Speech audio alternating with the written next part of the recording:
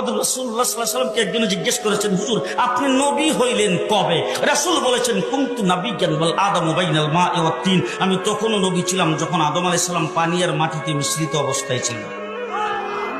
জিবরাইল আমিন এসে একদিন রাসূলকে জিজ্ঞেস করতেছেন, হুজুর আপনার বয়স কত? রাসূলুল্লাহ সাল্লাল্লাহু আলাইহি ওয়াসাল্লাম জিবরাইলকে জিজ্ঞেস করতেছে, জিবরাইল আমার বয়স পরে বলবো, আগে বলো তোমার বয়স কত? আগে বলো তোমার বয়স কত? জিবরাইল আমিন, হুজুর আমার ডেট অফ বার্থ জানা নাই। বুঝেন নাই? ডেট অফ বার্থ আমার জানা নাই, তবে একটা ঘটনা যদি আপনার কাছে বলি, এটা দিয়ে হিসাব করে আপনি আমার বয়স কত এটা বের করতে পারবেন। আপনারা কাহিল হয়ে গেছেন, কথা শুনতেছেন?